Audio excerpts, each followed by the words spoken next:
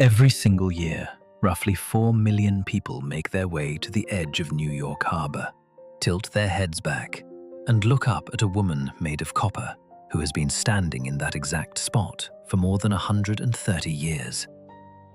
They take the photograph. They feel whatever it is they feel, awe or pride, or maybe just the quiet recognition that they are standing in front of something that has outlasted almost everything else in their world. And then they leave, and she stays, exactly where she has always been, holding her torch up over the water. But here is what almost none of those 4 million people think about while they're standing there. She almost didn't make it. Not almost in the way that great projects always almost don't make it, where you say it in retrospect and it sounds dramatic, but it was never really in serious doubt. Almost in the way that for years, actual years, the money ran out, the plans fell apart, a key architect died with the blueprints unfinished, and the completed statue sat in crates on a New York dock with nowhere to go because the pedestal she was supposed to stand on didn't exist yet. Almost in the way that the most recognized symbol of freedom in human history came within a few bad decisions of becoming a permanent resident of Paris, France. Stay with me. Because the real story of how the Statue of Liberty got built is not the story you were told in school. It is stranger, more human, more desperate, and ultimately more moving than the official version. And by the time we get to the end of it, I think you are going to look at that harbor photograph a little differently. I need to start you somewhere that most people don't think to start. A dinner party in Versailles in the summer of 1865. France is under the rule of Napoleon III. The American Civil War has just ended, and a French legal scholar and political thinker named Édouard de La Boulaye is hosting guests at his home outside Paris. La Boulaye is one of the most serious students of American democracy in Europe. He has written a 3-volume history of the United States. He has followed the war with an intensity that borders on obsession, and he believes, with the kind of conviction that tends to make people either visionaries or bores, that what America represents matters for the entire world. At some point during that dinner, La Boulaye says something that will eventually change the skyline of New York Harbor. He suggests, in the way that ideas sometimes arrive fully formed at dinner tables, that France ought to build a monument to American independence. A gift. A shared symbol between two nations that had, each in their own way, committed themselves to the idea of democratic self-governance. Something that would last. Sitting at that table is a young sculptor named Frédéric Auguste Bartholdi. He is 21 years old. He is already interested in monumental scale. He has been thinking about a proposal for a lighthouse at the entrance to the Suez Canal, a colossal figure holding a torch over the water. He is, in other words, exactly the right person to be in that room at that moment. He does not forget what La Boulaye says. He carries it for years. By 1870, the political situation in France has deteriorated badly. War with Prussia, the fall of Napoleon III, the bloody and chaotic period of the Paris Commune. La Boulaye's project sits on hold, because you cannot propose a monument to liberty when your own country is falling apart.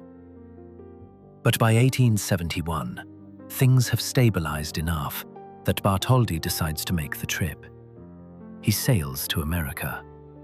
He wants to see the country that the statue is meant to honor, wants to understand what it actually feels like to arrive in New York Harbor by ship, wants to find the place where his monument will eventually stand. The moment he sails into the harbor and sees Bedloe's Island sitting there in the water, a small, star-shaped piece of land already occupied by an old military fortification called Fort Wood, he knows.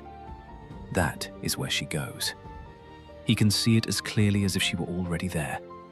He spends months traveling the country, meeting politicians, artists, writers, and ordinary Americans.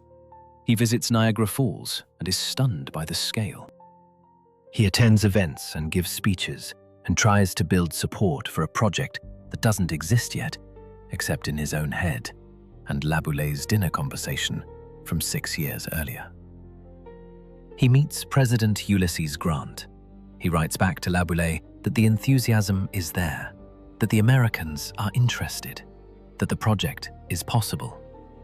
What he doesn't tell Laboulé, what he perhaps doesn't fully admit to himself, is that the money question is already complicated.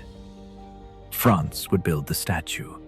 America would build the pedestal. In theory, two nations, one monument, shared responsibility. In practice, two separate fundraising campaigns, two separate committees, two separate sets of donors being asked to pay for something that won't exist for at least a decade, in a country that isn't theirs.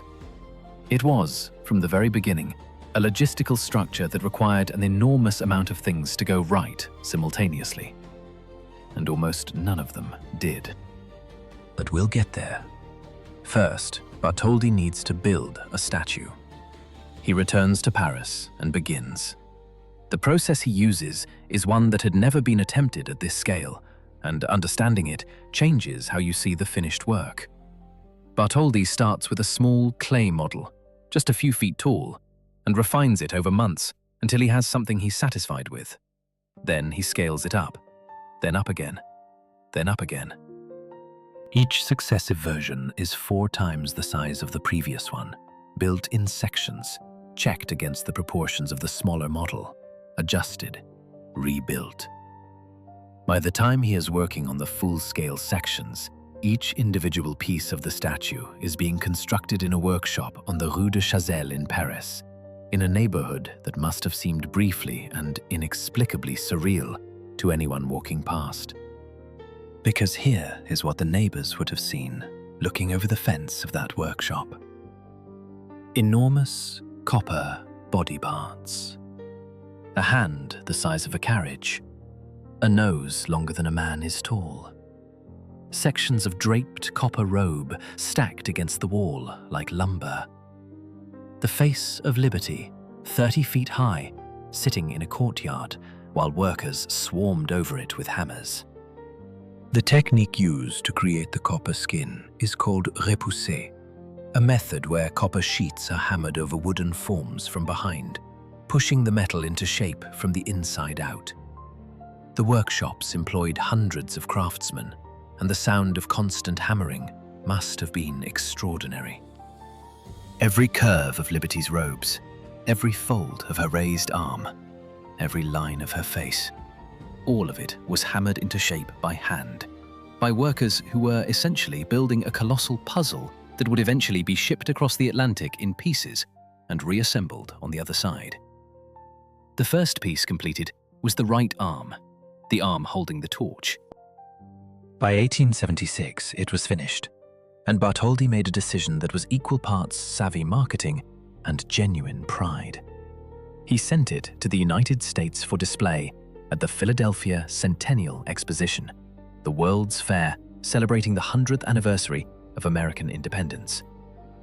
The arm arrived in Philadelphia and was erected in Fairmount Park. 27 feet of copper arm rising out of the fairground, with a balcony built into the torch so that visitors could climb up and stand inside the flame. For 50 cents, you could make your way up a ladder inside the arm, emerge onto the balcony, and look out over the fair, with your head approximately where Lady Liberty's hand would eventually be.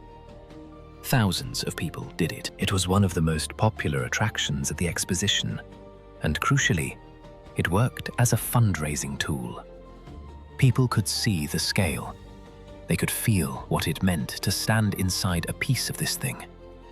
The abstract idea of a colossal statue in New York Harbor became, for a few minutes at a time, something physically real. Contributions came in. Not enough, never quite enough, as would become the recurring theme of this entire project, but enough to keep going. After Philadelphia, the arm was moved to Madison Square Park in New York City. where it sat for several years, a giant copper appendage in the middle of the city, pointing upward at nothing, waiting for the rest of itself to arrive. It became a kind of landmark in its own right, a physical argument for the project's eventual completion, a reminder to the city that this thing was coming, whether they funded the pedestal or not. Meanwhile, back in Paris, Bartholdi finished the head. By 1878, Liberty's face and upper torso were complete, and he arranged for the head to be displayed at the Paris World's Fair, the Exposition Universelle on the Champ de Mars.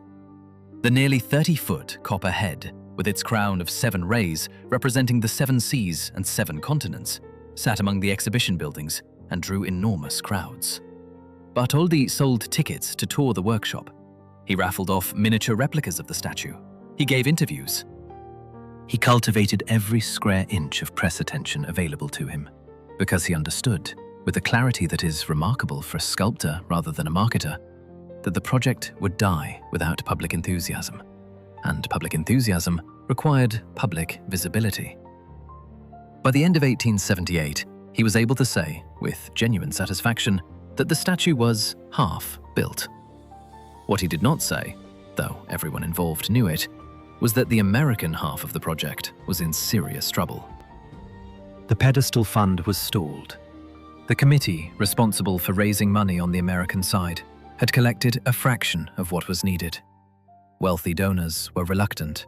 The general public was skeptical.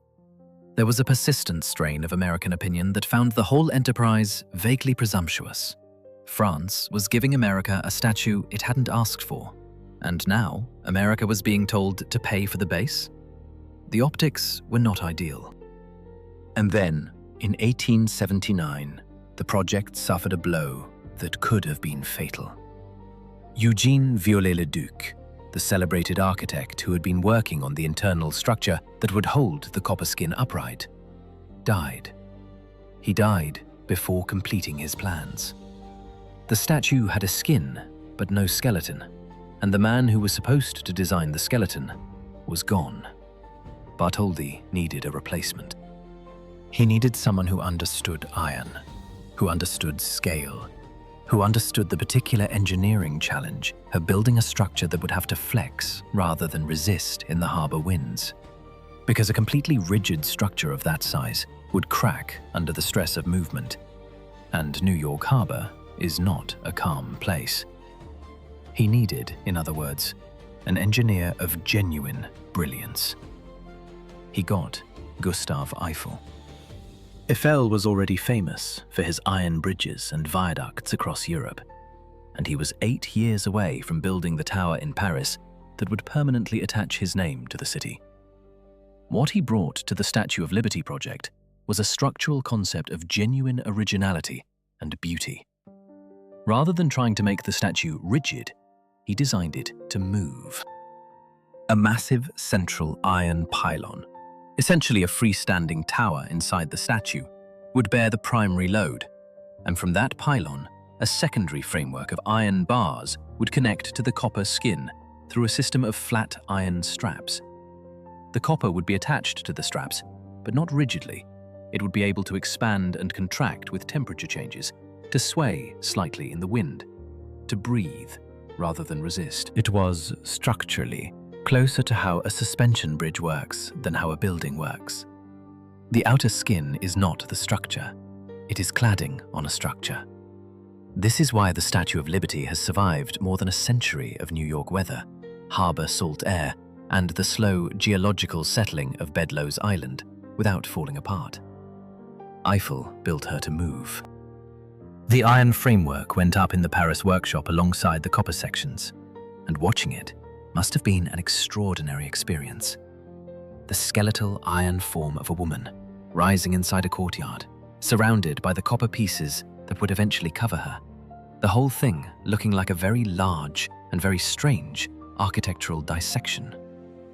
Workers swarmed the scaffolding. Rivets were driven by hand. The sound of hammers never stopped.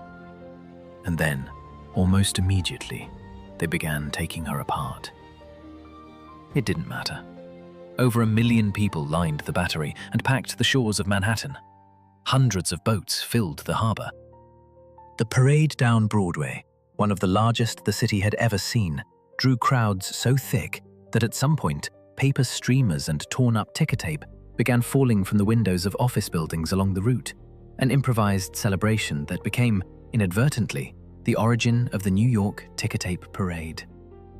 A tradition that would mark every subsequent major civic triumph in the city's history was born accidentally on a foggy October morning, because people in office buildings ran out of ways to express what they were feeling and started throwing whatever was on their desks out the windows.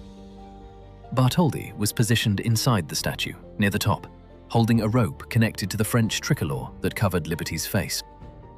The plan was that a signal would come from below when President Cleveland had finished speaking, and Bartholdi would pull the rope, the flag would fall, and the face of the statue would be revealed to the harbor for the first time. What actually happened was that a boy in the crowd below, impatient or enthusiastic, or simply unable to help himself, gave the signal early. Bartholdi pulled the rope. The flag fell. The crowd in the harbor erupted. Boat whistles, cannon fire, cheering that reportedly carried across the water and through the fog in waves. President Cleveland had not finished his speech.